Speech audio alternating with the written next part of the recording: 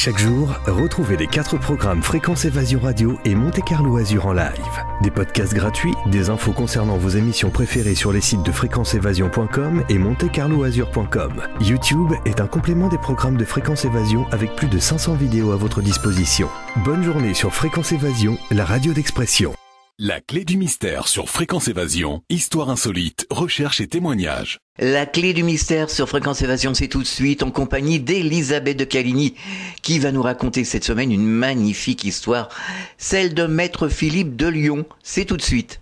Réactualisez régulièrement toutes vos applications iPhone et Android sur les sites de Fréquence Évasion Radio et Monte Carlo Azur, fréquenceévasion.com, fréquenceévasion2.com et montecarloazur.com. Fréquence Évasion. Fréquence Évasion. La clé du mystère sur Fréquence Évasion, recherche et témoignages. Elisabeth, bonjour, merci d'être avec nous. Bonjour Alain, comment allez-vous ? Tout va bien. Bah écoutez, tant mieux, moi aussi. On est une belle histoire. Voilà, exactement. On est censé être en vacances, mais enfin, on est toujours sur pied de guerre. Bah, vous avez raison, de toute façon, on ne s'arrête jamais. Hein, bah non, c'est bien. sûr. Nous avons l'esprit curieux. Tout à fait. Alors, nous allons parler de ce fameux Maître Philippe de Lyon qui suscite la curiosité chez beaucoup d'entre nous. Maître Philippe soigna des milliers de personnes gratuitement, sans rien demander. De nombreuses guérisons étaient considérées comme des miracles. Qui était réellement Maître Philippe de Lyon? Eh bien écoutez, je vais vous le dire maintenant, je vais vous raconter toute son histoire. Alors de toutes les personnes dont j'ai raconté la vie, parce que je vais vous raconter sa vie, c'est probablement celle qui est la plus incroyable. Ça, alors là, c'est inexplicable.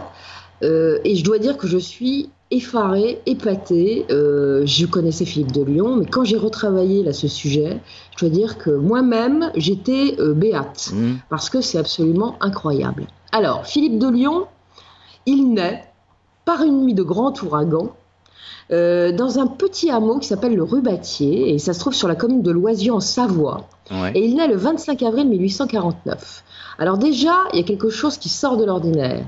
C'est que ses parents, leurs prénoms, ce sont Joseph et Marie.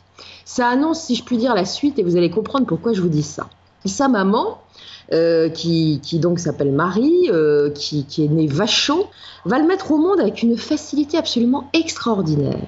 C'est à peine les douleurs de l'enfantement. On va même dire qu'elle a chantonné pendant tout l'accouchement en faisant tourner entre ses doigts une branche de laurier. Alors le laurier, on savait que ça facilitait les accouchements autrefois. Ouais. Le premier cri que va pousser le petit garçon, que l'on va baptiser Nisier Anthelme Philippe, son premier cri va être couvert par une bourrasque de vent épouvantable qui va faire trembler la maison. Les murs tremblent et immédiatement après, on s'aperçoit que la tempête s'est arrêtée net. Alors on va regarder à la fenêtre et on va s'apercevoir que le ciel est dégagé et qu'au milieu de la voûte du ciel, entre quelques nuages qui restent encore ça et là, brille une étoile mais énorme. Et cette étoile, elle est quand même très étrange et elle va être aperçue également en plein jour, le jour de son baptême, par le curé qui est en train d'officier et qui va en rester fort troublé. Mais il n'aura rien vu, ce curé, parce qu'un petit peu plus tard, le jour de sa communion, voilà qu'au moment de la célébration de l'Eucharistie, une boule de feu traverse littéralement l'église. Alors là, le pauvre homme, et toute l'assistance d'ailleurs, est éberlué. Alors est-ce que ça, ce sont des signes annonciateurs d'un destin peu ordinaire? En amont, il y avait déjà eu quelque chose. Avant la naissance de ce petit bébé, Madame Philippe s'était rendue dans le petit village d'Ars, dans la Dombe, où officiait alors un curé du nom de Jean-Marie Vianney, qui était déjà un presque saint de son vivant. Ce curé, on l'appellera plus tard le curé d'Ars.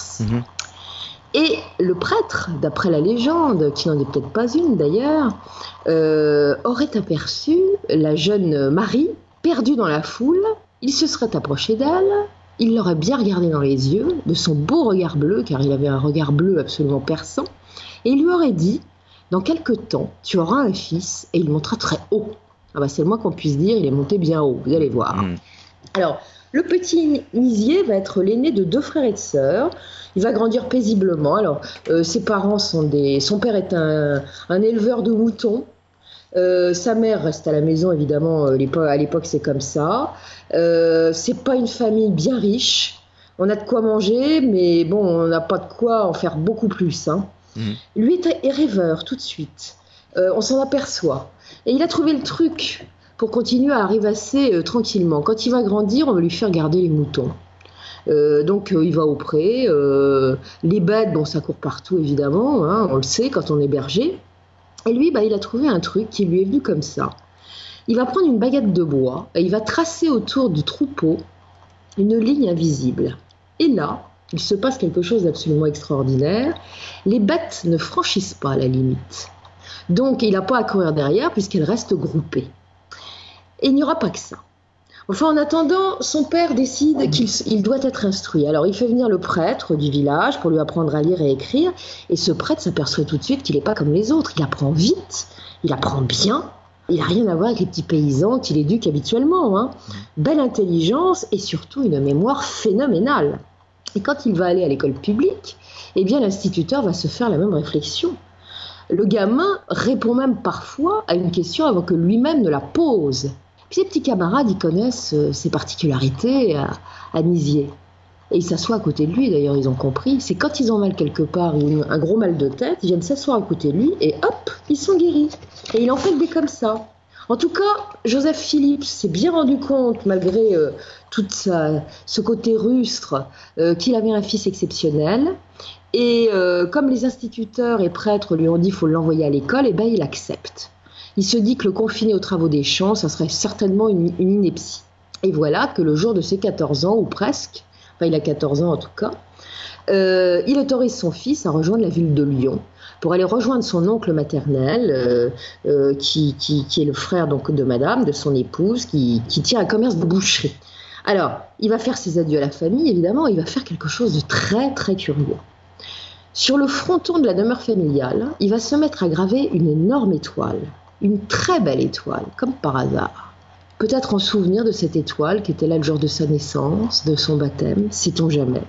Enfin, personne ne lui pose de questions, ne s'étonne pas de cette nouvelle fantaisie parce qu'on sait qu'il en a et on ne lui pose pas de questions dans ces cas-là. D'ailleurs, il ne répondrait pas, je pense. Et il s'en va. Il s'en va à pied, tout seul, on ne sait trop comment, mais enfin, il arrive à Lyon. Alors, quand il arrive chez l'oncle Vachon, qui est boucher, celui-ci le fait travailler un petit peu, il est assez dégourdi, donc voilà, il le paye même, il lui donne 30 francs par mois. Alors, sa mission, c'est d'aller livrer les bons clients, hein, y a des commandes, on va livrer aux bons clients, il se prend une petite pièce et tout va bien. Et ce petit pécule va lui permettre de s'inscrire un petit peu plus tard à l'institution Sainte-Barbe de Lyon, qui a une bonne réputation et qui est tenue par les frères maristes. Et là aussi, on va tout de suite repérer qu'il est très intelligent. Il va obtenir sans difficulté ses certificats. Quelques années passent et Nizier a toujours ses dons de guérison. Hein, il va décider d'en faire bénéficier ceux qui en ont besoin. Alors, il faut savoir que l'oncle vit dans le quartier de la Croix-Rousse, là où se trouvent les ateliers des Canuts. Alors, les Canuts sont les soyeux de Lyon, c'est ceux qui tissent la soie et qui font des étoffes magnifiques qui sont connus dans le monde entier hein, et achetés à grand prix, évidemment, parce que c'est quelque chose de tout à fait exceptionnel. Et ces gens, ces hommes et ces femmes qui travaillent dans ces ateliers et qui triment, même on peut dire ça comme ça, ont souvent des maux divers et variés, des graves et des moins graves. Et ils n'ont pas forcément les moyens de se payer le médecin. Et le petit Nizier Philippe va commencer à leur dire si t'as ça, et hop, il les soigne. Et il les soigne évidemment gratuitement. Et il les soigne bien. Et il y a de la clientèle. Et alors qu'il poursuit encore ses petites études à l'institution Sainte-Barbe, quand il a des heures perdues, eh bien, il va à Place de la Croix-Paquet, où il a trouvé un petit local ou quelqu'un qui lui permet de se trouver là. Hein, on n'en sait trop rien là-dessus. Pour pouvoir faire ce qu'il a à faire et soulager et soigner, voire même guérir ceux qui sont atteints de pathologie. Alors il voit du grave et du moins grave, comme je vous l'ai dit, mais en tout cas il fait merveille et on se presse de plus en plus pour venir le voir. Et ce qu'il va accomplir quand il est âgé de 17 ans dépasse l'entendement et va sceller définitivement sa réputation et son avenir. Voilà qu'un jour de cette année où il a 17 ans, il va visiter des amis. Et dès qu'il arrive, les amis qu'il reçoit lui disent « Oh là là, il s'est passé un drame, mon pauvre. Voilà que l'enfant de nos voisins vient de décéder. » Alors, ils lui disent « Écoute, comme tu as des capacités extraordinaires, tu pourrais peut-être aller voir. » Alors, pas de souci, Nizier Philippe va chez les voisins, arrive dans le petit logement. Il trouve là 2 médecins qui sont présents, qui sont en train de rédiger le permis d'inhumer. Hein. Et puis un menuisier qui est déjà appelé aussi, qui commence à taper ses clous pour réunir des planches et faire un cercueil. Il ne s'en soucie pas. Il s'approche du lit de l'enfant et il voit cet enfant qui est effectivement décédé. Il a 7 ans. On lui précise qu'il est décédé d'une méningite foudroyante. Et puis, il ne s'en préoccupe pas plus que ça. C'est à la maman qu'il s'adresse. Elle est en larmes, la pauvre, effectivement. Il lui dit « Madame, acceptez-vous de me faire don de votre enfant ?» Bien évidemment, la pauvre femme lui dit oui. Elle n'a rien compris à ce qu'il lui a demandé, d'ailleurs. Elle se demande pourquoi il lui demande ça, mais enfin bon. Mais la réponse de Philippe Nizier va être étrange. Il va se pencher vers la dépouille du petit garçon et il va lui dire « Jean, je te rends ton âme ». Et d'un seul coup, on voit le petit visage reprendre des couleurs. Il ouvre les yeux, il adresse un beau sourire à Nizier Philippe. Et voilà comment, pour la première fois, ce jeune homme a ressuscité quelqu'un qui était mort, comme Jésus le fit en d'autres temps avec Lazare. Alors ce ressuscité, il s'appelle Jean Chapas. Quand il va grandir, il va être très proche évidemment de celui qu'on appellera plus tard le maître Philippe, et il deviendra un de ses disciples, et même un de ceux qui guériront, tout comme lui par la suite, une fois qu'il sera décédé. D'accord. Après cet exploit, notre ami Nizier Philippe va s'installer dans le quartier des Brotteaux. Et là, on peut dire qu'il a un petit cabinet qui tourne. Et il ne demande jamais d'argent, évidemment. En 1870, eh bien évidemment, il y a une guerre qui se déclare. On demande aux conscrits de bien vouloir rejoindre les troupes. Et il ne fait pas, évidemment, abstraction à la règle. Hein. Et là, les gens sont désespérés. Ils vont écrire au préfet. « Rendez-nous notre monsieur Philippe ».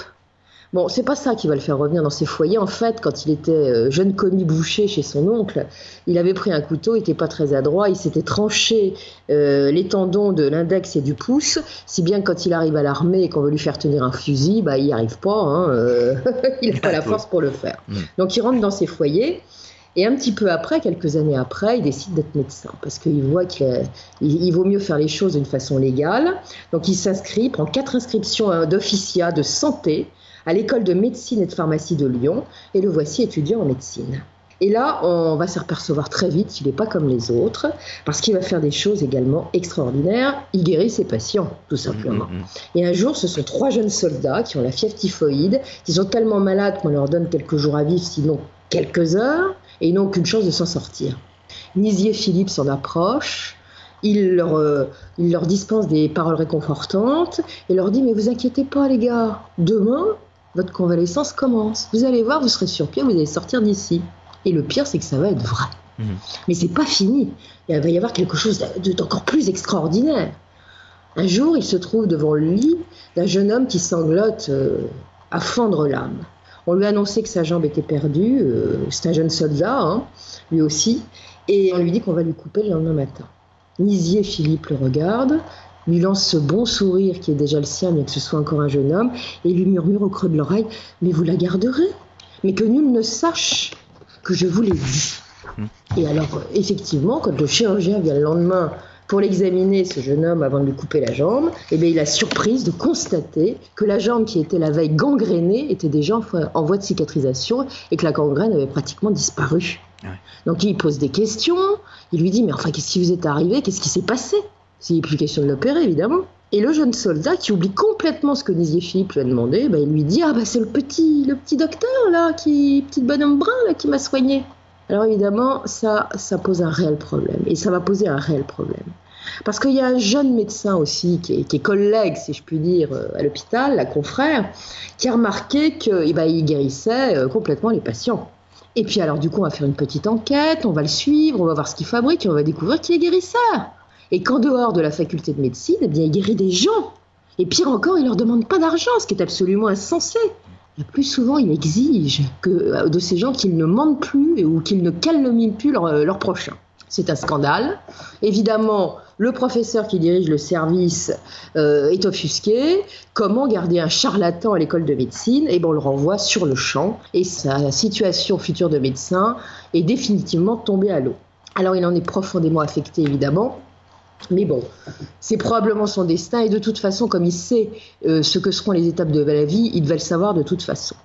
Toujours est-il qu'il continue, et quelques temps plus tard, voilà qu'il va être appelé au chevet d'une demoiselle de la grande bourgeoisie lyonnaise, fille d'un riche industriel de la ville, qui s'appelle Jeanne-Julie Landard.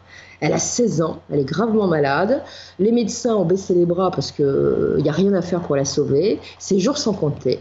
Et voilà qu'elle retrouve, grâce à Philippe Nizier, soudainement la santé. Elle est guérie. Et elle est jolie, cette jeune fille. Et elle était perdue de reconnaissance. Et voilà notre Nizier Philippe qui en tombe amoureux, follement. Et il va même se risquer à demander la main aux parents. Lui, le petit paysan qui sort de rien. Il va demander au grand industriel de Lyon la main de sa fille. Ah, évidemment, ça pourrait poser un sérieux problème. On n'est pas du même monde. Mais les parents se disent quand même, on ne va pas le conduire, il a sauvé notre enfant. Donc on lui accorde la main de la jeune fille. Et les deux tourtereaux vont se marier le 6 octobre 1877 dans le village de l'Arbrel, où les Landers possèdent une très belle propriété qui s'appelle le Clos Landard. Et alors, ça va faire changer du jour au lendemain la situation de Nizier Philippe. Pourquoi ? Parce que la jeune épousée est très bien dotée. Elle apporte dans sa corbeille de mariage une belle propriété qui est celle du Clos Landard, c'est à l'extérieur de Lyon, où le mariage s'est déroulé, mais également divers immeubles de rapport qui donc rapportent, comme le nom l'indique, des loyers tous les mois. Donc, il pourrait s'abstenir de travailler et vivre comme un rentier, il ne le fera pas. Il va continuer à travailler sur ses patients et à les guérir de plus en plus nombreux. Mais par contre, il leur demandera toujours rien, évidemment. Le 11 novembre 1978, naît leur premier enfant. Il s'agit d'une petite fille que l'on prénommera Victoire. Qu'est-ce que je raconte 1878, elle va naître. Ouais. Et en 1918, vous aurez l'armistice, donc la victoire de la France sur l'Allemagne, qui sera signée. Donc à 40 ans d'intervalle jour pour jour, vous avez cette gamine qui, 40 ans avant, naît en s'appelant Victoire. Et vous allez voir que ce que je souligne là, il y a une raison à ça un petit peu plus tard. Hélas. Un petit garçon va naître aussi 3 ans plus tard. Hélas, lui aussi, il va mourir prématurément, à l'âge de 3 mois, alors que son père se trouve à Tunis. Le pauvre gamin a attrapé la petite vérole. En attendant, la petite Victoire fait son bonheur. Cet enfant, il l'adore, ils sont tout le temps ensemble, ils sont proches de l'autre, l'un de l'autre. Et Monsieur Philippe travaille de plus en plus, et les journées sont longues, et les prodiges s'accomplissent. On soigne un doigt sectionné, on le recolle. 48 heures après, on ne voit plus la trace de coupure. Un enfant mourant qui a le croup, qui est une sale maladie à l'époque. Vous savez ce que c'est que le croup ? C'est une infection du larynx. Enfin, ça cause des toux épouvantables, et les mômes étouffent. Et dans les cas les plus graves, ça existe toujours le croup. Hein. Mais dans les cas les plus graves, on les met à l'hôpital avec de la cortisone et ils s'en sortent. Mais à l'époque, les enfants qui avaient ça, et apparemment les virus étaient très virulents à l'époque, ils mouraient. Hein. Donc voilà, donc le croup, quand on sait que ça arrive, on sait que l'enfant, il a des chances de partir. Alors les enfants, l'enfant et les autres sont guéris dans l'instant, c'est pas 10 ans après, c'est immédiatement. Enfin, toujours est-il qu'il a des journées pas possibles et que le seul moment où il aimerait se reposer, c'est le dimanche. Sauf que les gens, ils l'ont suivi. On a vu que le bon docteur Philippe, qui n'en est pas un d'ailleurs, il va dans sa maison à l'Arbrel. Alors le dimanche, on se précipite à l'Arbrel, on prend le train et on atterrit dans la cour de la ferme qui est attenante à la propriété. Et on fait la queue. Donc il ne l'arrête jamais, le pauvre. Et sa réputation finit par dépasser les frontières, si bien qu'en 1880, voilà qu'il est appelé au chevet du bey de Tunis, qui s'appelle Mohamed Al-Sadouk. Et celui-là est sur le point de signer un accord de protectorat avec les Français. Or, cet homme est très malade, il a des souffrances épouvantables, vraiment il souffle le martyre. Et il y a un médecin italien qui lui dit, écoutez, moi je peux rien faire pour vous parce que je sais pas ce que vous avez, et pour moi vous êtes condamné, mais je sais pas ce que vous avez. Donc j'ai entendu parler d'un certain Philippe, Nizier Philippe, qui est guérisseur et qui est à Lyon, en France. Lui, il fait des miracles, il va pouvoir vous sauver. Et voilà comment le brave Nizier Philippe se retrouve à Tunis. Et arrivé au chevet du bey, il l'examine. Le chef, c'est un grand chef, le bey, et c'est lui qui dirige la Tunisie en fait. Lui dit, écoutez mon cher, j'ai des décisions à prendre, je dois connaître la vérité sur mon état. Alors il lui dit, dites-moi les choses franchement. Et Monsieur Philippe lui dit, écoutez, je peux vous soulager, mais je ne peux pas vous sauver. Vous avez 18 mois devant vous et après ça sera fini. Alors le bey encaisse le coup, mais dans l'instant ses souffrances disparaissent. Au moins jusqu'au bout il aura pas mal. Mais il est vrai qu'il quittera définitivement la vie exactement 18 mois après, jour pour jour, où il a été approché par Philippe. Il recevra d'ailleurs une décoration pour ça, puisqu'il ne demande pas d'argent, comme je vous l'ai dit. Elisabeth, on marque une pause, on revient dans quelques instants. Chaque jour sur Fréquence Évasion Radio, vos rendez-vous quotidiens. Écoutez Fréquence Évasion en téléchargeant l'application iPhone ou Android et retrouvez-nous sur www.fréquenceévasion.com. Infos, chroniques, interviews et détente. Fréquence Évasion Radio, dites-nous tout. Fréquence Évasion. Fréquence Évasion. La clé du mystère sur Fréquence Évasion. Recherche et témoignages. Nous sommes de retour, nous sommes toujours avec vous, Elisabeth de Caligny, pour la suite de Maître Philippe de Lyon, une histoire extraordinaire.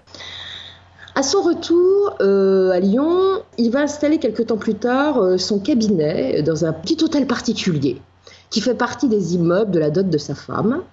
Et ça se trouve 35 rue de la Tête d'Or. Alors son nouveau lieu de consultation comprend une grande salle au premier étage où peuvent tenir 80 personnes. Alors il fait installer des bancs de bois blanc, une table, et il fait ses consultations publiques et ses guérisons publiques.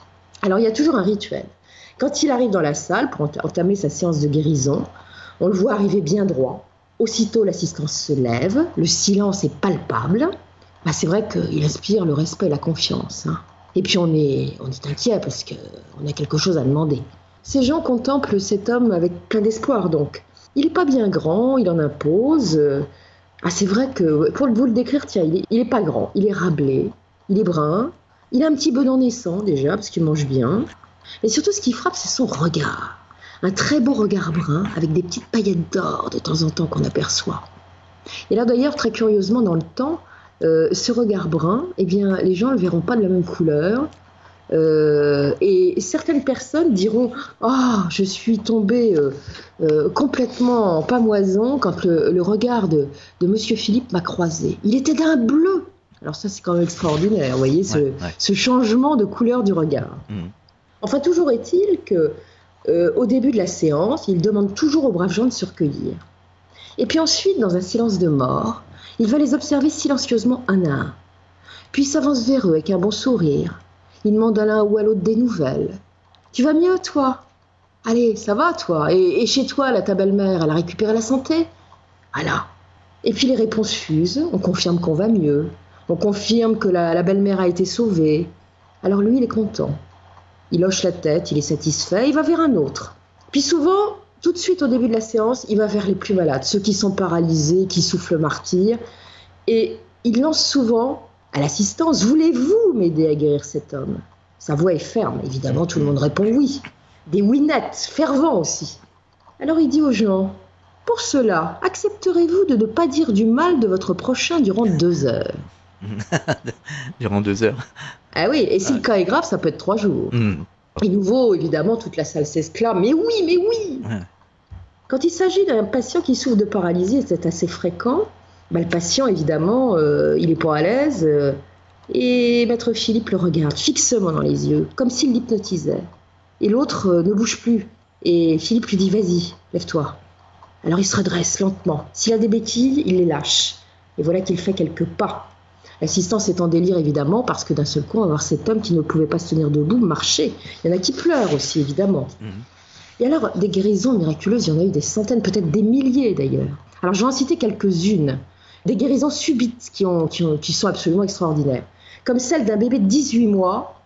Le pauvre gamin ne peut pas marcher, évidemment, puisque ses tibias, à cause du rachitisme grave dont il souffre, ont poussé en arc de cercle. C'est un tel handicap qu'il ne pourra jamais marcher, d'ailleurs.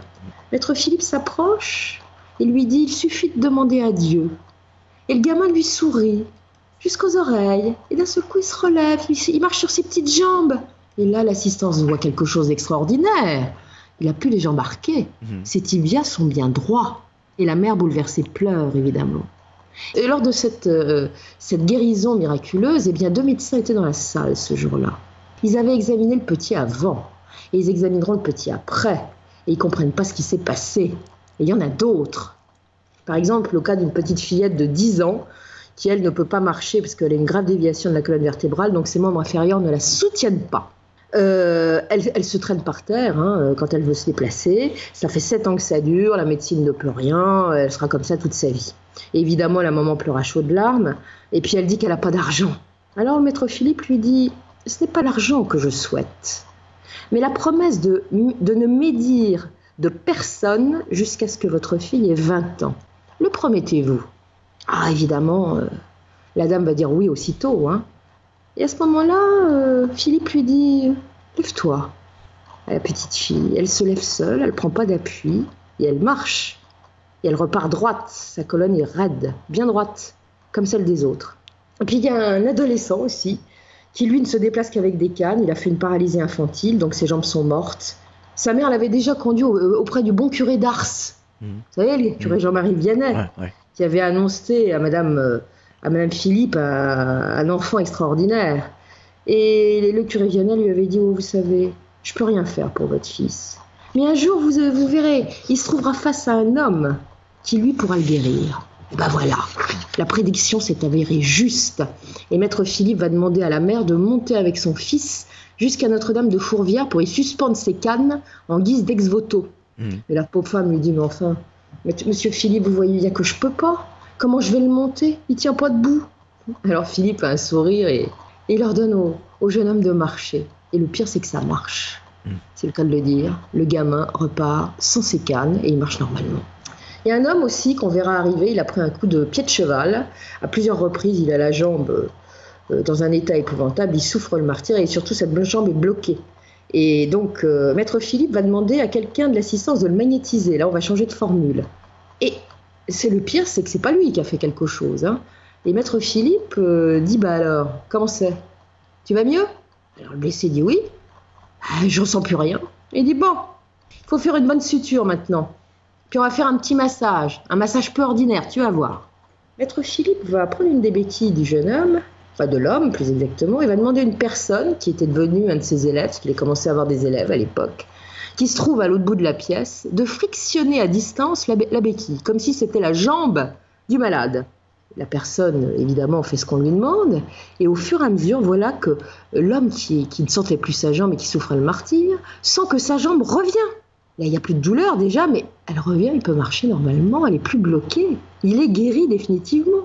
Et alors là, le cas le plus extraordinaire, je crois que c'est celui-là. Une dame vient d'Italie, avec son petit garçon qui est handicapé, il a 10 ans. Et il a surtout une jambe, ce pauvre enfant, 10 cm plus courte que l'autre. Donc il ne peut pas marcher, évidemment. Maître Philippe va prendre le petit des bras de sa maman, il va le poser au sol à quelques mètres d'elle. Puis il dit « Maintenant, mon gamin, allez, va rejoindre ta mère. » Et on voit le gamin qui se traîne sur le sol, tout le monde regarde évidemment ce qui va se passer. Et à la grande stupéfaction de l'assistance, on voit le tibia qui repousse, à vue d'œil. Et il repart sur ses 2 jambes. Il a les 2 jambes de la même taille à la sortie. Et il y a un autre cas, celui d'une maman qui amène sa petite fille âgée de 10 mois. C'est une dame d'un milieu très bourgeois, aisé. La petite a une tuberculose terminale, poumon, intestin, bon elle est fichue, on lui a même pas donné quelques jours. C'est vraiment le recours de la dernière chance et c'est pour ça qu'elle s'est risquée dans ce quartier populaire pour aller voir cet homme qui fait des miracles. Et M. Philippe la regarde et lui dit du tac au tac « Madame, vous n'êtes pas assez riche pour nous payer. » Alors elle ne comprend pas la dame, il lui explique. Il lui explique que c'est moins sa richesse matérielle que son cœur qui n'est pas riche. Alors il va lui demander d'arrêter, de ragoter, de dire du mal des uns des autres, d'arrêter d'être aussi rapiate, aussi peu généreuse avec les pauvres. Et il lui dit, bon, je vais guérir ta petite fille. Mais alors pendant 3 jours, tu ne dis pas un mot de travers sur quelqu'un. Tu ne médis plus. Et il demande à l'assistance de promettre la même chose. Est-ce que vous, dans l'assistance, vous accepterez d'abord de payer, de vous cotiser entre vous pour qu'elle puisse récupérer de l'argent et le donner aux pauvres? Et est-ce que vous accepterez pendant 3 jours de ne plus médire? Alors évidemment, l'assistance dit oui, et le bébé est guéri instantanément. Il va y avoir un autre cas de résurrection. Un jour, il est toujours en train de faire ses soins à la tête d'or, et un commerçant qui connaît de longue date arrive complètement paniqué et en larmes. Son fils vient de mourir de la diphtérie. Et il prévient maître Philippe qui lui dit Bon, écoute, je vais venir à son chevet, attends un peu, je finis et j'arrive. Alors évidemment, après, il va voir chez l'homme ce qui s'est passé. Et effectivement, le gamin est décédé. Et cet épicier voit un crédit. Et Maître Philippe lui demande s'il va exiger maintenant de payer ses clients débiteurs, ceux qui ont un compte chez lui. Et l'autre, spontanément, lui répond non, non. Alors il montre le cahier où il y a toutes les choses qui sont marquées et que les gens doivent, et il jette le cahier dans le feu. Maître Philippe sourit et lui dit « Bon, allez, emmène-moi voir le petit ». La maman est là, elle pleurait, elle prie, elle pleure. Et arrivé là, Maître Philippe se penche et appelle le défunt par son prénom. Aussitôt, celui-ci ouvre évidemment un œil, se met à respirer. Alors des prodiges comme ça, il y en a un paquet. Des résurrections, pas trop, mais des guérisons spectaculaires, immédiates, il y en a beaucoup. Et puis, des fois, c'est assez curieux parce que c'est des guérisons à distance, c'est pas les gens qui sont sous son nez. Une fois dans un bureau de poste, il attend pour poster une lettre, il est avec un ami qui est également un de ses disciples parce qu'il en aura certains, dont le célèbre docteur Gérard Ancos, Papus, le jeune homme aussi dont je parlais tout à l'heure, le premier ressuscité qui s'appelle Chapas. Donc il est avec l'un d'entre eux, et puis ils font la queue. Et puis au guichet, il y a une dame en larmes qui s'explique. Elle a appris que son petit bébé qui était en nourrice allait mourir et elle voulait absolument le rejoindre pour assister à ses derniers instants. Et elle veut envoyer un télégramme à la nourrice pour prévenir de son arrivée. Mais la postière n'en a rien à faire. Pas d'argent, pas de télégramme. Madame, vous nous dites que vous ne pouvez pas payer, vous n'aurez pas de télégramme. Au revoir, madame.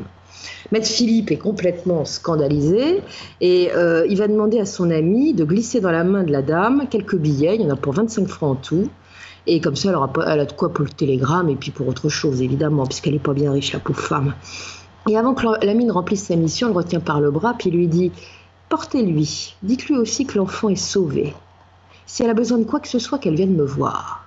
La mère reviendra jamais, ce qui veut bien dire que l'enfant a été sauvé et qu'elle s'est débrouillée toute seule. » Alors tout ça c'est très bien, sauf que ça attire évidemment l'attention et que de temps en temps la police le surveille d'un œil, on le suit un peu, on regarde ce qui se passe dans la salle et oui il y a trop de miracles, il y a quelque chose qui ne va pas et puis les médecins ils ne sont pas contents évidemment parce qu'ils voient que leur clientèle elle baisse. Alors vous avez des médecins qui sont bien, qui sont intéressés par les prodiges, qui vont même venir pour voir comment ça se passe. Et ceux-là et d'autres d'ailleurs, quand ils n'arrivent pas à guérir un patient qui est dans un état désespéré ou incurable, ou ils ne savent pas ce qu'il a, ils l'envoient chez Maître Philippe. Et ça, je trouve que c'est très bien. Mais les autres, ils ne voient pas, dans la majorité, les choses d'une même façon. Alors qu'est-ce qu'ils vont faire ? Eh bien, ils vont engager des procès.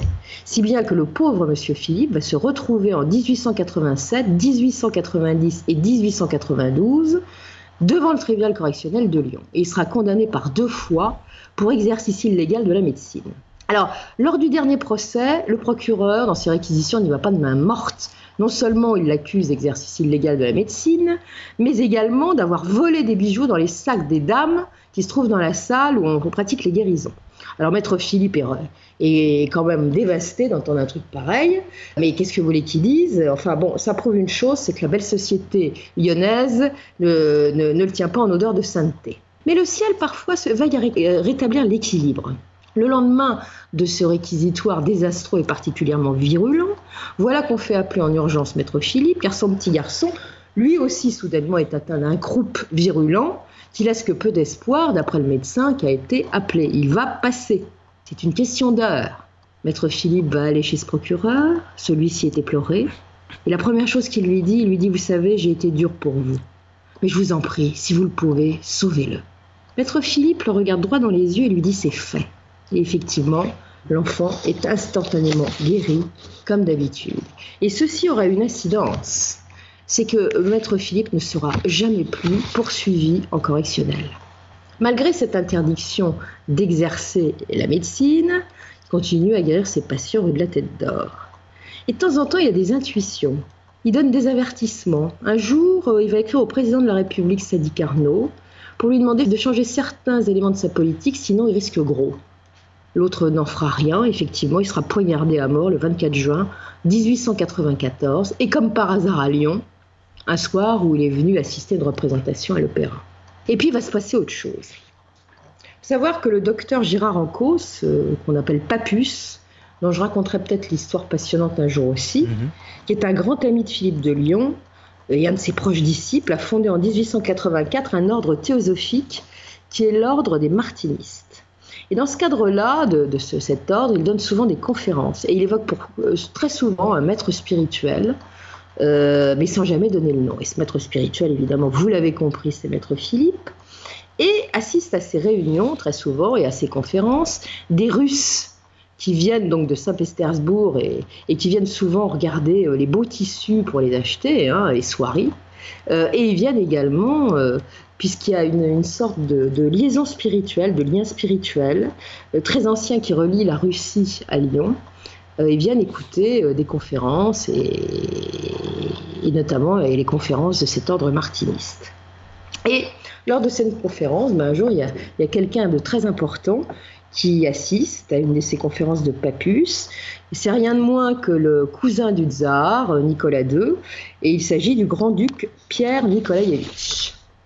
Et celui-là, il n'est pas idiot, parce qu'il sait ce qui se passe dans la ville de Lyon, et il a très bien compris que le maître spirituel dont Papus ne cite jamais le nom, eh bien, c'est maître Philippe.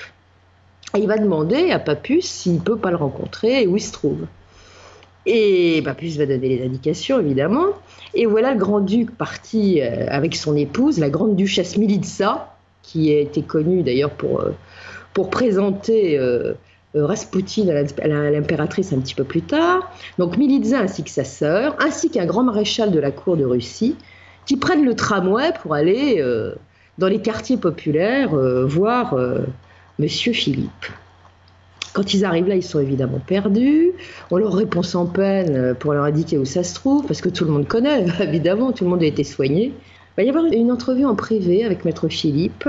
C'est des échanges simples, chaleureux. Il est spontané et les grandes duchesses sont séduites. Cet homme est formidable.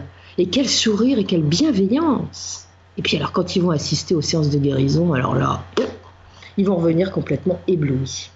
Ils n'ont jamais vu ça, surtout les grandes duchesses, parce qu'à l'époque, il y a des salons à Saint-Pétersbourg où on fait des choses merveilleuses, on fait venir des gens qui font des choses pas possibles. Mais alors là, ça dépasse l'entendement. Celui-là, il est vraiment différent. Alors quand elle rentre en Russie, elle raconte encore, et à qui veut les entendre, tous ces miracles qu'elles ont vus. Et ça revient aux oreilles du grand-duc Vladimir, qui lui aussi est un cousin de Nicolas II, qui se dit, je vais aller y voir, donc le voilà parti à Lyon. Et il va aller voir ce qui se passe au 35 rue de la Tête d'Or. Et il va voir qu'effectivement, ça, c'est exactement ce qu'il faut faire venir en Russie auprès du tsar et de la tsarine, puisque tout ne roule pas comme on voudrait que ça roule. C'est comme ça que le 29 décembre 1900, Monsieur Philippe va monter dans un train à destination de Saint-Pétersbourg. Quand il débarque là-bas, il fait un froid de canard parce qu'on est en plein hiver, et il va assister à un office religieux qui est célébré par quelqu'un qui n'est pas n'importe qui. C'est le père Ivan de Kronstadt. Et celui-là, il a le lien direct avec la famille impériale. Et c'est lui qui introduira et reconnaîtra et adoubera plus tard celui qui succédera à maître Philippe, c'est-à-dire Raspoutine. Et quand il voit maître Philippe, qu'il ne connaît pas, au milieu de la foule, eh bien il va se diriger vers lui et il va lui dire « Bonjour frère ». Il l'a reconnu. C'est un peu médium, cet Ivan de Kronstadt. Enfin bon, les choses n'iront pas plus loin. Il va être reçu dans les milieux de l'aristocratie, on lui fait bon accueil, il sait écouter, il a des petites phrases qui marquent les esprits et surtout il guérit d'un seul coup, sous les yeux. Alors évidemment ça épate, mais on l'admire pour autre chose, il est serein, c'est pas un charlatan, il essaye pas d'en faire des tonnes, ça se passe naturellement. Et il va repartir en France avec des amitiés indestructibles avec lesquelles il va d'ailleurs avoir des liens épistolaires. Mais c'est plus tard que la tsarine va apprendre que ce monsieur Philippe est venu.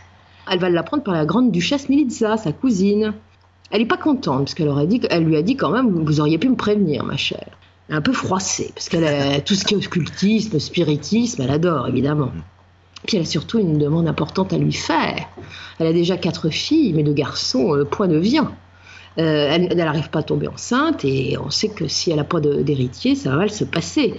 Et puis ça va d'autant plus mal se passer qu'elle a une belle-mère qui ne l'aime pas, qui s'appelle Maria Fyodorovna, qui ne perd pas une occasion de lui dire que si elle n'a pas d'héritier, il faudra que son mari, Nicolas, passe la main à son jeune frère Michel.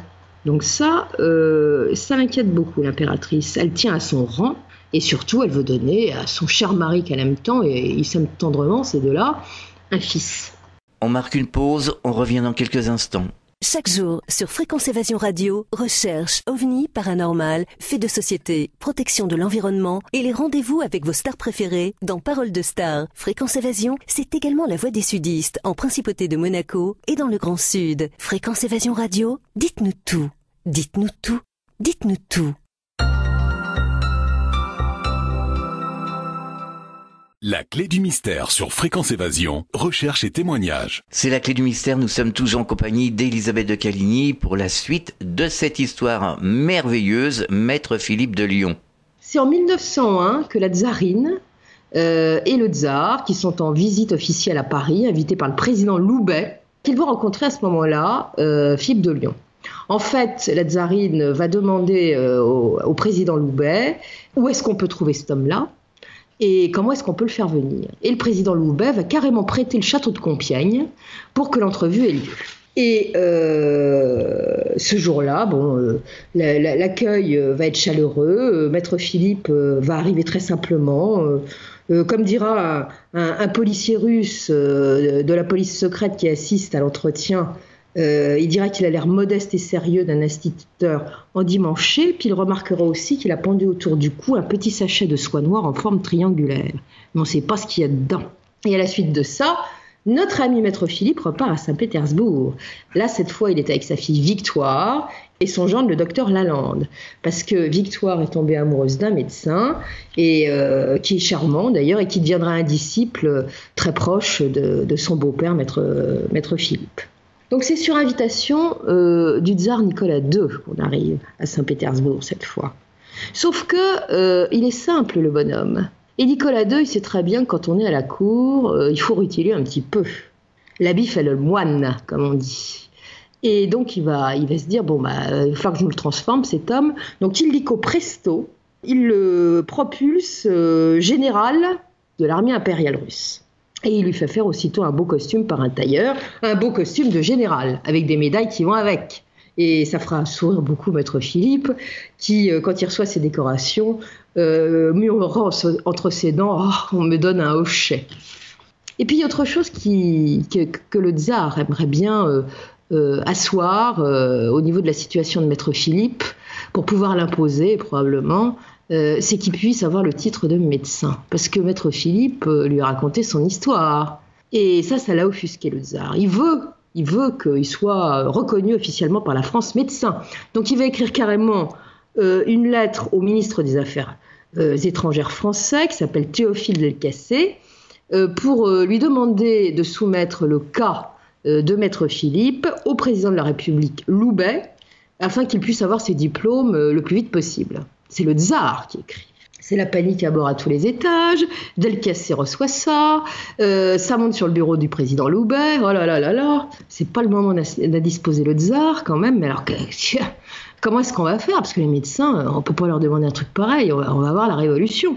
Alors on va se débarrasser de la patate chaude en l'envoyant carrément sur le bureau du préfet du Rhône, qui se dit comment je vais faire et qui va faire une enquête. Et alors, c'est comme ça qu'un professeur parisien de médecine parisienne, qui est assez connu à l'époque, qui est le professeur Brouardel, va se retrouver à Lyon à rencontrer Maître Philippe. Alors, il va au 35 rue de la Tête d'Or et Maître Philippe va l'accueillir très chaleureusement et courtoisement. Il lui dit, écoutez professeur, vous m'indiquez pourquoi vous êtes là. Alors, je vais vous montrer. Là, vous voyez, il y a une dame qui souffre le martyre, regardez son ventre, eh bien vous allez l'examiner. Donc on va dans une petite pièce attenante, le professeur Brouardel n'est pas venu tout seul, il y a d'autres médecins, il procède à l'examen de la personne et le diagnostic tombe, la malheureuse souffre d'hydropisée au dernier degré, elle a peu de chances de survie, quelques heures tout au plus. Maître Philippe après ça l'a fait porter, puisqu'elle ne peut plus marcher. Donc elle revient dans la salle et Maître Philippe lui dit maintenant, il dit à la femme maintenant lève-toi. Mais la pauvre gémit, elle dit attendez, je peux pas. Il insiste, il lui dit marche. Elle fait quelques pas et puis ça va mieux, elle marche. Elle ne se plaint pas. Et d'un seul coup, elle dit, mais je peux, je vais danser même. Et voilà que l'assistance médusée, y compris le professeur Brouardel et ses acolytes, voit cette femme qui se met à tourner comme un derviche, et qui dégonfle à vue d'œil, au point qu'elle est obligée à la fin de sa danse de tenir sa jupe, qui est devenue trop large brutalement, pour pas qu'elle tombe à ses pieds. C'est un truc de fou. Elle a dégonflé, elle est plus malade, elle va très bien. Alors évidemment, tout le monde est stupéfait, la médecine en premier, et on regarde par terre si c'est pas une blague, s'il n'y a pas d'eau. Il n'y a pas une goutte d'eau par terre, le sol est sec. Et le professeur Brouardel, qui va faire preuve d'une honnêteté intellectuelle totale et qui a été très impressionné, va dire et écrire: ce qui vient de se passer est inexplicable. Par les lois scientifiques actuellement connues, je ne puis que m'incliner. Ça ne veut pas dire pour autant que la France décernera ses diplômes à Monsieur Philippe. Alors, le tsar décide de pallier à cette carence. La France ne veut pas le reconnaître, la Russie le reconnaîtra. Et il demande à l'Académie impériale de médecine militaire de Saint-Pétersbourg, il faut savoir que, de par le grade qu'on lui a attribué, Maître Philippe est devenu général militaire, donc on lui demande de lui donner son diplôme de médecin. Ah oui, mais la fac de médecine dit bon, on veut bien, mais on va lui faire passer un petit examen quand même. Ah bon, très bien. Alors, on fait venir Monsieur Philippe à l'académie. On lui dit, bon, voilà, on vous emmène dans un hôpital et on va vous présenter 6 patients et on vous demandera de faire un diagnostic. Et Maître Philippe leur répond, c'est pas la peine que je les vois. Dites-moi simplement leur numéro de chambre et puis j'irai les voir après. En tout cas, en attendant, je vais vous donner les diagnostics. Et on lui donne 6 numéros de lit ou de chambre, je ne sais plus exactement. Et il pose un diagnostic sur chaque personne, chaque malade. Et les gens sont absolument éberlués. Ils lui disent, mais comment vous avez vu, comment vous avez fait? Et lui répond, allez voir maintenant, ils sont tous guéris. Et les bons médecins vont se rendre au chevet de ces patients qui effectivement ne souffrent plus d'aucun symptôme ni d'aucune maladie. Ils sont guéris. Alors il va effectivement recevoir, pour ce fait d'armes, si je puis dire, un joli diplôme. Il est médecin officiel reconnu par la Russie. Quand même assez extraordinaire. Va y avoir une grande influence de Philippe de Lyon sur le couple impérial. Il faut savoir que le tsar, il est spécial, Nicolas II. Il est falot, il est indécis, rien à voir avec ses ancêtres qui avaient une autorité. Lui, il n'avait pas envie de régner quand il est monté sur le trône. Il aurait préféré rester tranquille dans sa petite famille. Le sens des responsabilités, ça n'est pas son fort. C'est un tiède dans toute sa splendeur. Et pour tout le monde le sait, mais Maître Philippe voit un peu plus loin. Parce qu'il a cette capacité, c'est de lire les âmes. Et il voit le futur surtout. Donc il va donner beaucoup de conseils à ce tsar pour qu'il arrête avec sa tiédeur et qu'il prenne ses décisions et surtout qu'il tienne son rang. Il ne va pas aller... comme Rasputin le fera plus tard en disant Sire, il faut que vous fassiez ça avec l'Allemagne, il faut que vous fassiez ça avec autre chose. C'est pas ça du tout. Ce sont des conseils de bon sens et de généralité pour que son comportement change. Et puis, il pressent le futur, comme je vous l'ai dit, parce qu'un jour, il va dire au tsar de façon prémonitoire: qu'arrive-t-il lorsqu'un gouvernement tombe dans une apathie complète? Les nations voisines lui déclarent la guerre et sont quelquefois victorieuses. C'est l'aiguillon dont se sert Dieu pour réveiller les hommes. À bon entendeur, salut. Oui, le tsar passera à côté. Les efforts que déploie Maître Philippe ne sont pas suivis des faits. C'est pas qu'il a l'air sot, il est pas sot, le tsar. Non, mais... il comprend pas très bien les phrases énigmatiques de Maître Philippe. C'est un peu spirituel, ça lui passe à côté. Par contre, ça va beaucoup mieux marcher avec l'impératrice. Pour elle, la spiritualité, elle connaît, elle comprend les phrases. Et puis elle est éblouie par cet homme qui fait des miracles, ce thaumaturge. Elle dira à Maître Philippe: j'ai tout à fait confiance en vous. Vous êtes la voix de Dieu, vous êtes la voix de la sagesse. Je comprends tout ce que vous me dites. Je ferai tout ce que vous me dites de faire. Elle dira exactement la même chose quelques années plus tard à Rasputin d'ailleurs. Et puis, elle est éblouie surtout par ses capacités que Maître Philippe peut déployer hors guérison. Elle aime bien quand ça sort de l'ordinaire. Elle ne va pas être déçue. Parce que Maître Philippe a un pouvoir sur les éléments. Et on va lui raconter...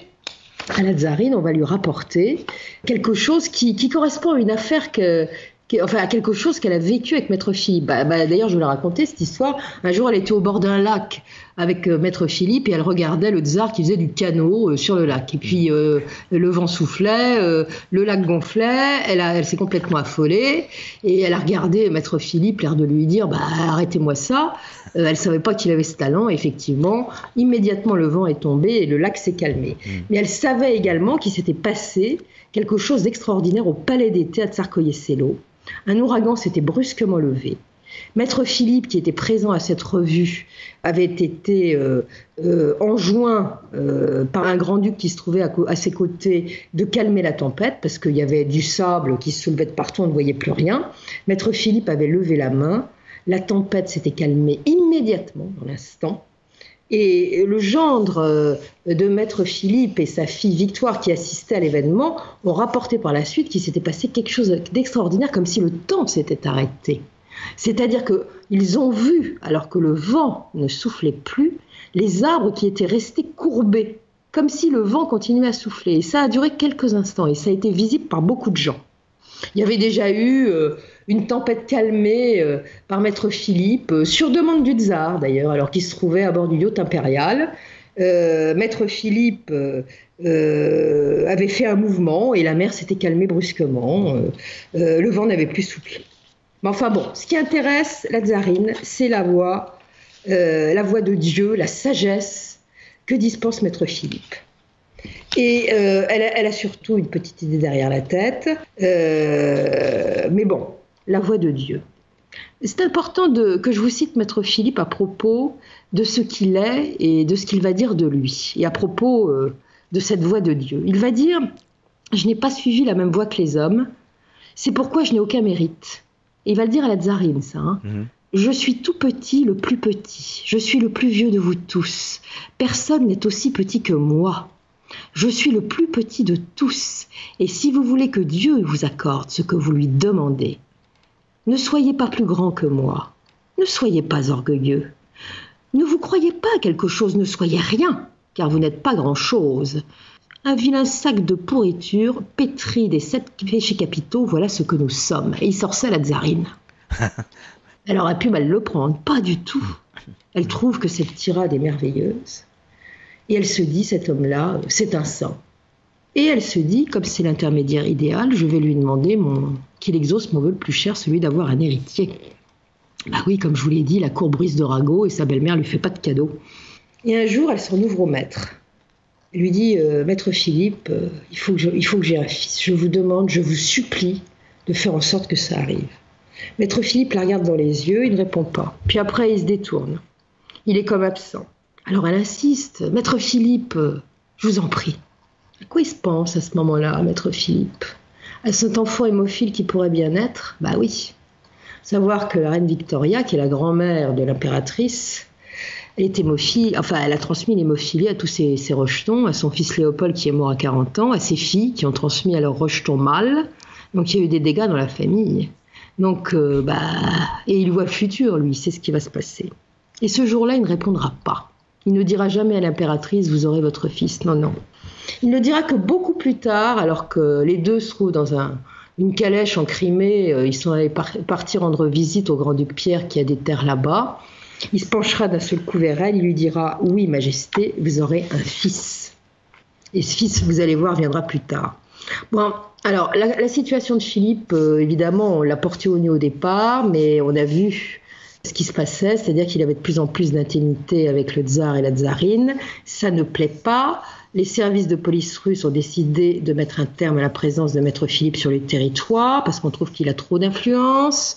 Je ne parle pas de la toute-puissante Église orthodoxe. D'ailleurs, Monseigneur Théophane, qui est le confesseur de la tsarine, va être diligenté par ses instances supérieures pour inciter la tsarine à renvoyer Maître Philippe dans ses foyers.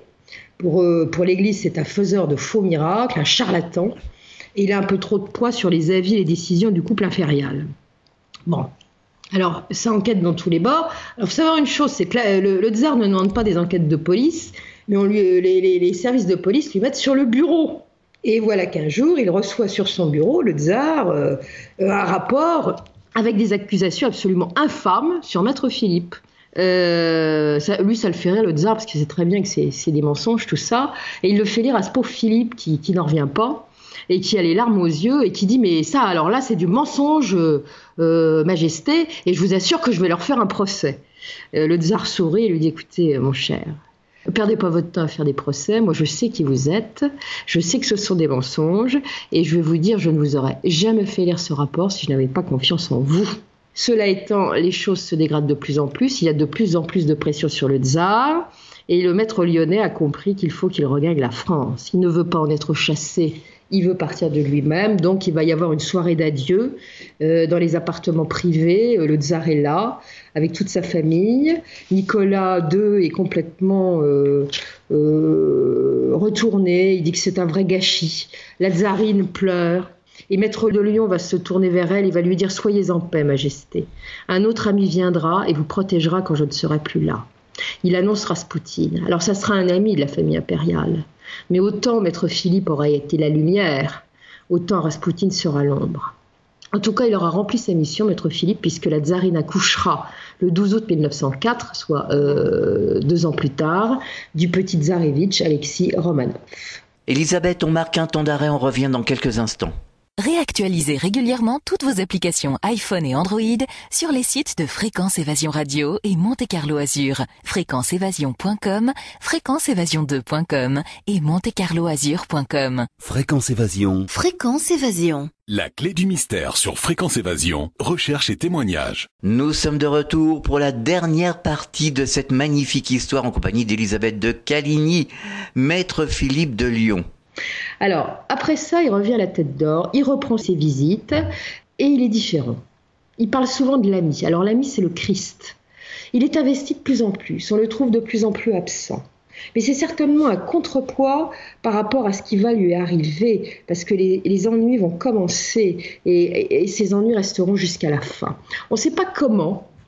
Il s'est lié d'amitié avec le Kaiser. Alors, c'est une bonne idée. Le Kaiser Guillaume II.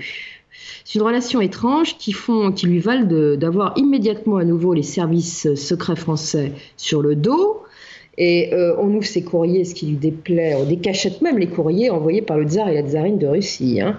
Donc, il ne supporte pas. Les courriers qui viennent de Guillaume II sont ouverts. Donc, il va s'arranger avec un commerçant lyonnais d'aller les chercher en Allemagne maintenant pour que ça ne passe pas par les services postaux. Il va avoir dans la salle des policiers qui vont commencer à arriver. Pour le premier qui est venu à la salle de la rue de la Tête d'Or, il va le repérer tout de suite et il va l'accueillir en lui disant « Alors, Gredin, te voilà ? Allez, assieds-toi et regarde. » Bon, n'empêche qu'il va être suivi. Sa femme et lui ne peuvent plus faire un pas dans la rue. C'est absolument épouvantable. Et il en souffre beaucoup de tout ça. Et le soir, quand il rentre au Clos Landard, à la Brelle, on le voit souvent partir après le dîner. Il parle seul, il regarde les étoiles et on sent qu'il communie avec la création et qu'il voit probablement le Christ, car il avait certainement cette capacité. Et puis le pire l'attend, il va y avoir une épreuve terrible. Sa fille Victoire, qui est alors âgée de 25 ans, qui est son trésor, elle tombe malade, très gravement. Tout le monde dit, mais écoute, Maître Philippe, il faut que vous la sauviez. Sa femme lui dit, écoute, sauve-la, c'est notre fille, c'est notre enfant unique. Le mari de Victoire, le fameux docteur Lalande, qui est vraiment un ami, lui dit, maître, je vous en prie, sauvez ma femme. Et lui va répondre, eh non, mon doc, eh non, je ne peux rien y faire. Il va dire à sa femme, qui pleure, qui a entendu, la volonté du ciel, et qu'elle s'en aille. Mais pour prouver que le ciel peut tout, elle ira mieux 2 jours, puis le 3e, elle reviendra à l'état où elle est née en ce moment. C'est exactement ce qui arrivera, et Victoire va partir le 29 août 1904. On va ensuite l'exposer aux visites, dans sa robe de mariée. C'est absolument triste, c'est épouvantable même pour Philippe de Lyon. On peut se demander pourquoi Philippe de Lyon n'a pas sauvé sa fille. Alors, on n'est pas sûr d'avoir la source exact, mais enfin il semblerait qu'il ait offert à Dieu la vie de sa fille afin que une guerre qui risquait de se déclencher de façon imminente avec l'Allemagne, et il était bien au courant puisqu'il était avec le Kaiser, en relation avec le Kaiser, que cette guerre soit annulée, ou du moins repoussée. Bon, elle éclatera plus tard, 10 ans jour pour jour ensuite, puisque ça sera en 1914. Et je vous parlais tout à l'heure de ce prénom de Victoire et de sa date de naissance. Elle était directement associée, si je puis dire, à cette destinée de la France avec la guerre de 14. Elle était certainement prédestinée. Et Maître Philippe le savait. C'est probablement pas la raison pour laquelle il l'avait appelée Victoire. Mais après ça, il ne va pas s'en remettre. Il va expliquer que la mort de Victoire l'a crucifié vivant. On l'entendra plus se plaindre, mais il ne sera plus jamais le même. Il dira quand même qu'il sent sa présence, qui est subtile, aérienne autour de lui. Mais on sent qu'à partir de là, il se détache des choses de la terre. Son état va d'ailleurs rapidement se détériorer. On lui détecte, en tout cas le docteur Ancos, qui est Papus, qui est médecin, on lui détecte une maladie cardiaque dramatiquement grave. C'est souvent le cas d'ailleurs des grands guérisseurs. Ils sont souvent atteints par le cœur. Et un jour de 1903, il va dire « Vous ne me verrez plus, je m'en vais où j'ai affaire ». Il connaît la date de sa mort, comme Nostradamus d'ailleurs.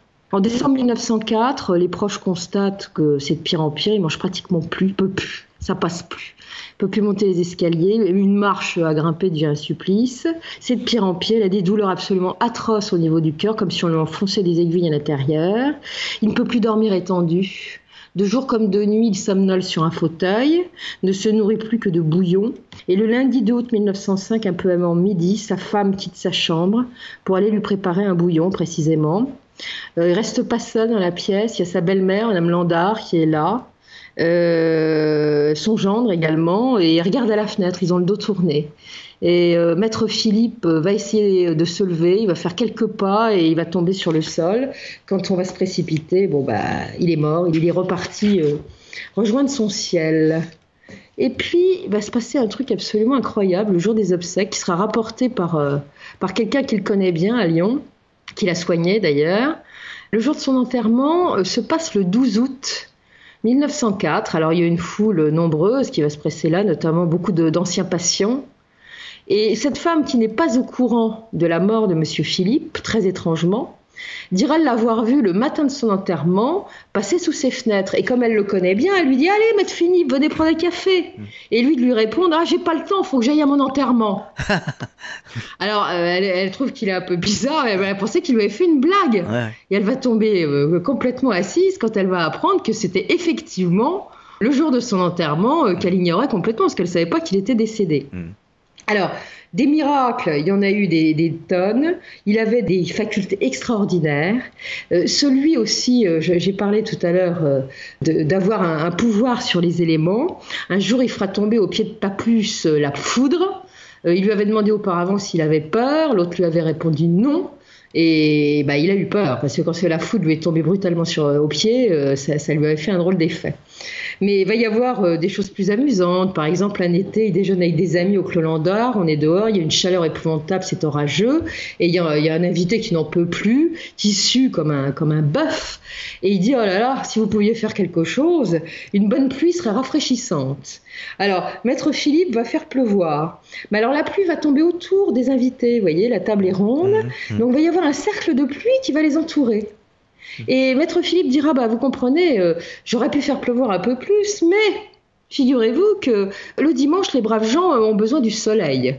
Donc, comme ça, tout ira mieux. Et on se remarquera que si un rideau de pluie encerclait les invités, eh bien, ça ne pleuvait pas sur la table et personne n'a été mouillé. Et le bon monsieur a été bien rafraîchi. Mais le plus drôle, c'est ce qui va se passer avec sa belle-mère. De temps en temps, il y a des anicroches avec Madame Landard, mère. Pourquoi ? Parce qu'il ne travaille pas et qu'il dépense de l'argent. Et il n'en ramène pas. Il dépense de l'argent, oui, il faut savoir qu'il était très généreux, il donnait beaucoup aux pauvres et qu'il réglait tous les mois une cinquantaine de loyers pour des déshérités de sa poche. Et ça vient de la dot de sa femme, évidemment. Il n'y a rien qui rentre, mais il y a pas mal de choses qui sortent. Et puis, il n'y a pas que ça. Il donne énormément d'argent à droite et à gauche, Maître Philippe. Donc, Madame Landard trouve que c'est un peu fort de café. Et elle en fait, un jour, la remarque assez vive à Monsieur Philippe. Et là, elle ne va pas être déçue. Qu'est-ce qu'elle va voir ? Elle est très matérialiste, Madame Landard, et c'est pour ça qu'il va lui jouer ce tour. Elle va voir les portes-fenêtres du salon du rez-de-chaussée où il se trouve s'ouvrir, et sa commode, tous ces meubles lui appartenaient avant qu'il soit à sa fille, elle va voir la commode, les guéridons, les tables, les chaises, tout passé, comme vous savez, l'apprenti sorcier dans Walt Disney, le dessin animé, tout passé par la fenêtre. Et tous ces meubles se retrouvent tout seuls sur la terrasse. Et à ce moment-là, comble de malchance, ça n'en est pas fini, une pluie violente va se mettre à tomber et va arroser les meubles. Elle voit ça, elle est dans tous ses états, elle est effrayée, mais elle est surtout éberluée. Et elle a à peine le temps de se remettre de ses émotions, et puis ça lui a cloué le bec, il faut quand même le dire, qu'elle va voir les meubles repartir dans l'autre sens, tout seuls comme des grands, revenir à leur place, et quand elle va s'en approcher, il n'y aura pas une goutte de pluie qui est tombée dessus, ils seront complètement secs. Inutile de vous dire qu'après ça, elle ne dira jamais plus un mot à Maître Philippe pour lui faire des reproches. Et bon, il avait des cas de médiumnité incroyables, Monsieur Philippe. Il avait cette capacité de voir les choses à l'avance. Il va dire une chose une fois à un évêque, comme ça, il y avait des témoins d'ailleurs. Il y a plusieurs années, un membre de votre famille fut retrouvé pendu à l'espagnolette de sa fenêtre, et l'on eut la certitude d'un suicide. Eh bien, monseigneur, votre parent ne s'est pas suicidé. Il a été assassiné d'abord, et ensuite son cadavre a été pendu pour simuler un suicide. Inutile de vous dire que le prélat, qui n'avait jamais raconté à qui que ce soit cette histoire, en reste pantois. Comment avait-il fait pour savoir ce secret de famille ? Alors, qu'est-ce que c'est que les pouvoirs de Maître Philippe ? Par qui ça lui vient ? Souvent, on a souvent dit de lui, finalement, c'est une réincarnation de Jésus-Christ. On avait des raisons de le penser, parce que voilà ce qu'il a dit à certains moments. Mon père m'a envoyé ici pour avoir soin et encourager ses enfants, les aimer, les bénir, les délivrer à l'heure de la mort, c'est-à-dire les présenter à lui en les sortant du trouble. Il dira aussi, mon pays n'est pas d'ici, je ne suis pas de la terre. Il dira encore, j'étais là avant vous, je serai là à la fin. Alors évidemment, ça laisse à penser que... Ah mais non, pas du tout. Quand on dira, vous êtes la réincarnation du Christ, et moi pas du tout, j'ai rien à voir avec ça. Le Christ est mon ami, ça n'est pas la même chose. Donc il avait aussi conscience, et ça c'est très important, que c'était le mal avec un M majuscule qui gâchait tout pour l'humanité. Que ce mal c'était les guerres, les haines, tout ce qu'il y avait de plus noir en l'homme. Et que les maladies du corps restaient l'expression de ce mal. Et il disait, il n'y a qu'une chose pour combattre ou annuler le mal, il y a une antidote, une seule, c'est l'amour. Le diable est là, ne croyez pas qu'il n'existe pas. Et d'ailleurs, il dira au docteur Lalande, lorsque j'étais enfant, je criais comme un perdu et personne ne me comprenait car je me battais contre le diable. D'ailleurs, il fumait beaucoup, Monsieur Philippe, aussi bien la cigarette que la pipe, et il disait que c'était pour éloigner les énergies négatives. Mais bon, en attendant, il sait que le mal, c'est la gangrène de la terre. Mais il sait, et il le dit à plusieurs reprises, que le mal sert la lumière.